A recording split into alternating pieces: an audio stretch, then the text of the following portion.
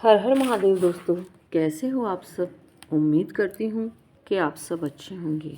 तो आप हम सुनेंगे श्री शिव महापुराण का 9वां अध्याय।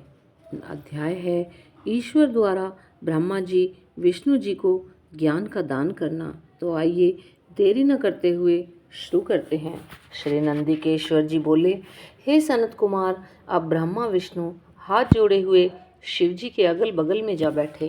फिर उठकर पुरुष वस्तुओं से प्राकृतिक पुरुषवाचक जैसे हार, नूपुर, केरू, किरीट, मणिकुंडल, यज्ञ सूत्र, उत्तरीय वस्त्र, माला, रेशमी वस्त्र, तांबुल, कपूर, चंदन, अगर लेपन, सुगंधित द्रव्य, सुगंध आदि, धूप, दीप, श्वेत तच्छा, व्यंजन, ध्वजा, चमर और मन से अतीत वाणी द्वारा तथा और भी बहुत सी दिव्य वस्तु द्वारा उपहार प्रस्तुत कर ब्रह्मा जी और विष्णु जी ने शिव जी की पूजा की। शिव जी ने उन चढ़ाई हुई वस्तुओं को उठाकर सब में वितरित कर दिया, परंपरा की रक्षा की।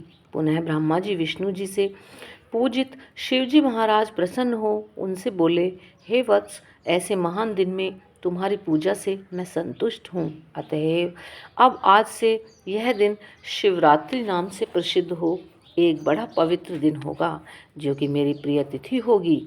इस शिवरात्रि के दिन जो मेरे लिंग बेर यानी कि शिव की पिंडी की पूजा करेगा, वह सृष्टि विधायक तक होगा।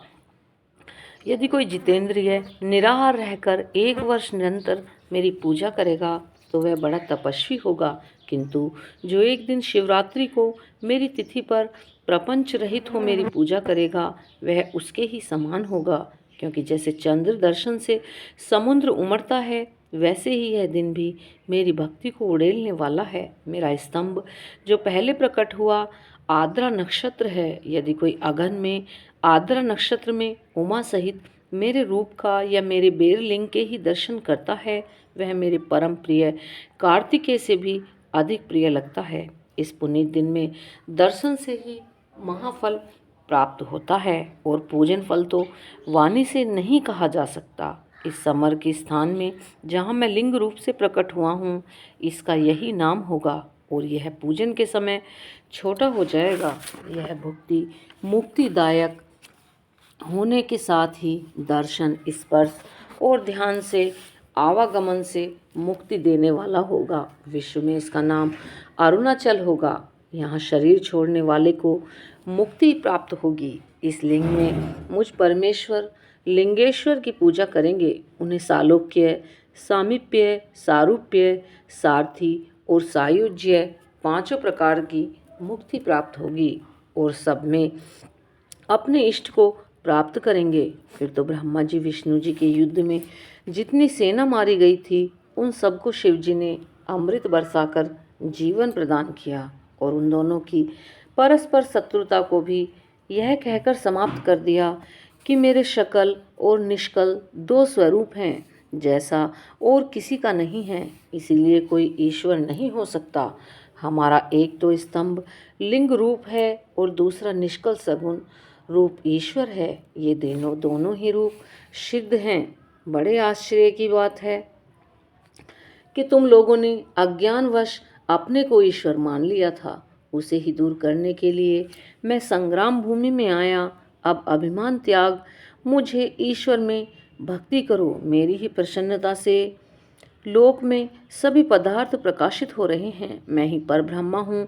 मेरी ही यह सब कलाएं हैं जो निष्कल रूप में दुगोचर हो रही हैं। मुझ गुरुदेव के वाक्य ही सर्वदा तुम्हारे लिए प्रमाण हैं। तुम्हारी प्रीति देखकर ही मैंने ऐसा कहा है। मैं सगुण निर्गुण दोनों हूँ। यह सब कुछ मेरा और ब्रह्म ज्ञान देने के लिए मैं निष्कल रूप में प्रकट हुआ हूँ। मेरा यह निष्कल्प स्तंभ ही ब्रह्मा का बोध कराएगा, जिससे मेरा आत्मिक संबंध है। लिंग के अभेद से यह नित्य ही पूजनीय है। जो मेरे इस लिंग रूप की स्थापना करता है, वहाँ मैं प्रतिष्ठित रूप से रहता हूँ। मेरा लिंग रूप प्रधान और बेर रूप गौण है। बेर में स्थान की क्षेत्रता नहीं है और लिंग में स्थान की क्षेत्रता है। इस प्रकार श्री शिव महापुराण विद्येश्वर संहिता का 9वां अध्याय समाप्त हुआ। बोलिए श्री भगवान भोलेनाथ की जय। तो आइए अब हम सुनते हैं श्री शिव महापुराण विद्येश्वर संहिता का 10वां अध्याय। 10वां अध्याय है ब्रह्मा विष्णु जी को शिव जी का उपदेश। यह सुनकर ब्रह्मा जी और विष्णु जी ने कहा, हे प्रभु, सगार्दी पंचकृत्य क्या है? इसका क्या लक्षण है? मुझे सुनाइए। श्री शिव जी भगवान बोले, सारे कार्य ज्ञान ग्रह हैं, तथापि सुनो। हे ब्राह्मण, हे विष्णु, सृष्टि, स्थिति, संहार, तिरोभाव, अनुग्रह, ये मेरे 5 कृत्य जगत में नित्य सिद्ध हैं। इसमें संसार के आरंभ का नाम सर्ग, उसके रखने का नाम स्थिति, नष्ट का संहार, अदल बदल उत्क्रम तिरोभाव और संसार या सर्ग से मुक्त होने पर नाम अनुग्रह है। यही मेरा पंचकृत्य है। इन्हीं कर्मों के द्वारा मैं संसार का संचालन करता हूँ और इसमें जो सर्वदा मुझ में स्थित रहता है वही मुक्त है।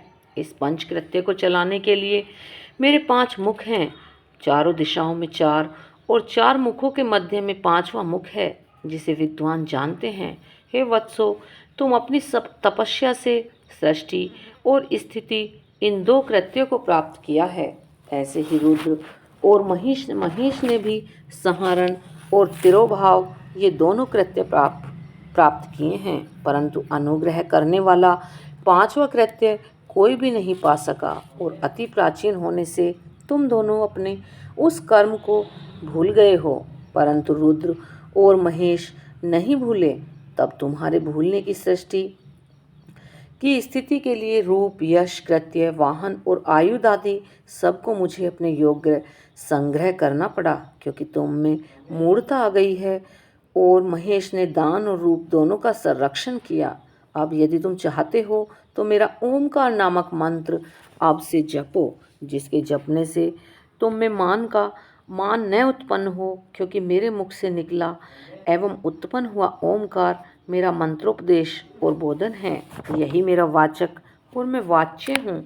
यह मंत्र मेरी आत्मा है और इसका स्मरण करना ही मेरा स्मरण है। हे नंदिकेश्वर कहते हैं कि उमा सहित शिवजी ने उत्तर की ओर मुख करके ब्रह्मा और विष्णु जी को इस मंत्र का उपदेश कर गुरु मंत्र दिया। तब से ब्रह्मा और विष्णु उनके आत्मरूप हो गए और उन्होंने अपने को शिव जी को समर्पण कर दिया। तब ब्रह्मा जी और विष्णु जी ने देवादि महादेव जी से हाथ जोड़कर प्रार्थना की कि हे सर्वेश, आपको नमस्कार है। हे संसार के रचयिता, हे 5 मुख देने वाले, आपको प्रणाम है। जब इस प्रकार स्तुति कर दोनों ने शकल निष्कल गुरुदेव शिव जी महाराज को नमस्कार किया, तब महादेव ईश्वर बोले, हे पुत्रों, मैंने तुमसे सभी तत्वों का वर्णन कर यह मंत्र भी बतला दिया है, जिसका जप कर मेरे स्वरूप को प्रत्यक्ष जान सकते हो। मेरा बतलाया हुआ यह मंत्र भाग्य विधायक और सब प्रकार से ज्ञान को देने वाला है। जो इसे मार्गशीर्ष की आद्रा वाली चतुर्दशी में जपता है और यदि आद्रा सूर्य गति की होती है तो इस एक ही मंत्र का जाप करोड़ गुना हो जाता है। इसमें प्रातः संध्या समय मेरा दर्शन भी उक्त फल देता है। मेरे लिंग, स्तंभ और बेर मूर्ति, इन्हीं दोनों का पूजन करना उत्तम है। ओमकार मंत्र से लिंग का और पंचाक्षर मंत्र शिवाय नमः मंत्र से बेर का और मूर्ति का पूजन करना योग्य है। ऐसा करने से मेरा पद सुलभ हो जाता है। ब्रह्मा जी और विष्णु जी को ऐसी शिक्षा देकर शिव जी भगवान वहाँ से अंतर्धान हो गए। इस प्रकार श्री शिव महापुराण विद्येश्वर संहिता का 10वां अध्याय समाप्त हुआ। बोलिए श्री शिव जी महाराज की जय। तो कल सुनेंगे हम 11 से लेकर 15 तक के अध्याय। तो भक्तों, अगर आपको ये वीडियो अच्छी लगती है तो प्लीज़ चैनल को सब्सक्राइब करें और वीडियो को लाइक करें, शेयर करें, और वीडियो अच्छी लगे तो प्लीज़ हर हर महादेव लिखना ना भूलें। हर हर महादेव।